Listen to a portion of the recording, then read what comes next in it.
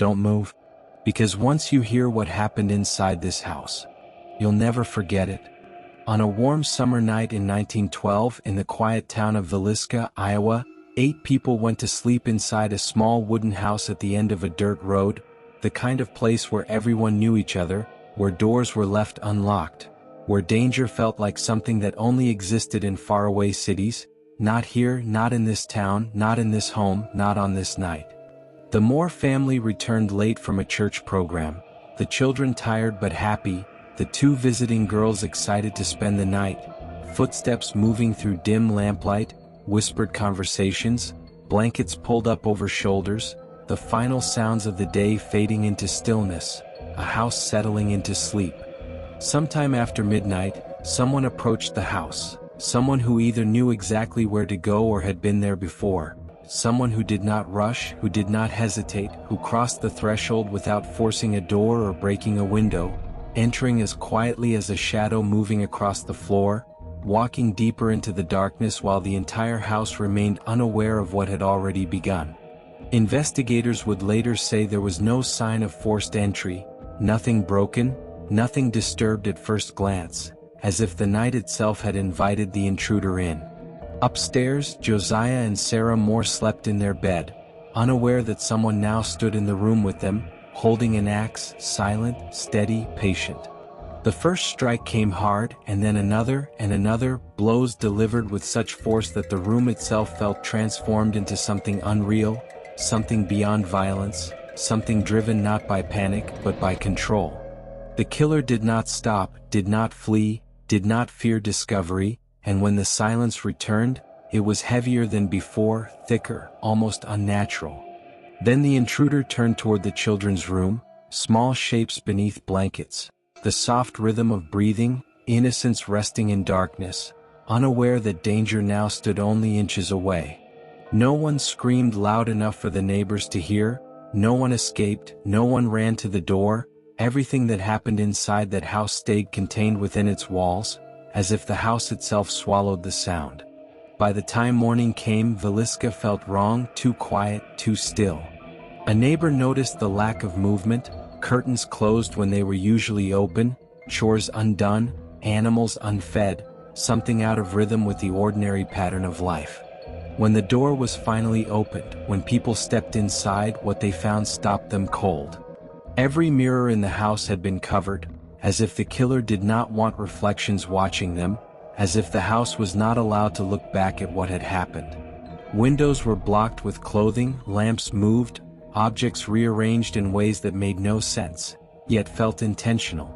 It was clear the killer had stayed inside the house after the murders, long after, perhaps for hours, maybe for the rest of the night. Food from the kitchen had been eaten, ashes in the stove suggested a fire was lit. Movements were deliberate, calm, methodical. The axe had been left inside, carefully placed, almost displayed, while several victims appeared to have been struck again even after death, an act that investigators could never fully explain, violence that seemed more symbolic than necessary, more personal than random. The town changed that day. Doors that were once left open were locked at night, families stopped trusting each other, conversations lowered to whispers, neighbors watched from windows instead of waving from porches. Rumors spread faster than truth, suspicion wrapped itself around every face, every story, every alibi. Some believed the killer was someone from town, someone who smiled in daylight and vanished into the dark when no one was watching, someone who fed their own livestock, worked their own field, and then walked past the Moore house every day afterward as if nothing had ever happened. Multiple suspects emerged, men with resentments, rivals, strangers passing through, a traveling preacher, a drifting worker, a political enemy, but each time the case seemed close to resolution, evidence collapsed, testimonies shifted, timelines blurred, people lied or forgot or changed their stories, and the deeper authorities dug, the less stable the truth became. Villisca stopped asking who did it and began to fear whether the answer would ever be safe to know. The house itself remained, standing quietly as years passed around it, rooms unchanged, air heavy, footsteps echoing where children once played. Visitors would later say the house did not feel empty, that even when you stood inside alone, it felt like someone else was still there, listening from the hallway, watching at the top of the stairs, present in the same silence that filled the space on that night in 1912. The beds stayed where they had been, the layout preserved, shadows lingering in corners that felt too cold for any ordinary explanation. Some people claimed to hear footsteps above them, slow, deliberate, crossing the same floorboards that creaked beneath the killer's shoes, faint knocks against walls, soft sounds that felt neither accidental nor mechanical, but purposeful, patient waiting. Others reported unease so deep it felt like they had walked into a memory that refused to die, like the house was still replaying what happened because it had never been allowed to release it. Whether anyone believed in the supernatural or not didn't matter, because what people felt inside that house was not fear of ghosts, but fear of what a human being was capable of doing in absolute silence. Decades passed, and still the question remained unanswered. No confession, no conviction, no closure, no moment where someone finally stepped forward and said, "I was there, I did it, here is why." Instead, the truth dissolved into speculation and myth, fragments of story retold again and again, each version darker than the last, each theory more unsettling.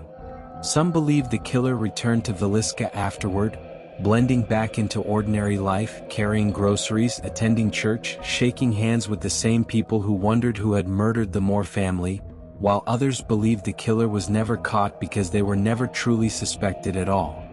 The house stands as a reminder that not all crimes end with justice, not all nightmares fade when the sun rises, and not all monsters hide in forests or alleys. Sometimes they walk on quiet streets, pass by white picket fences, smile politely at neighbors, and disappear into ordinary life as if nothing ever happened. The Villisca Axe Murders did not just take 8 lives, they changed the way a town breathed, the way people trusted darkness, the way silence feels inside a closed room at night. Because on that night in 1912, the murders ended, but the fear never did. And if you stay until the end of stories like this, I invite you to subscribe and leave a like.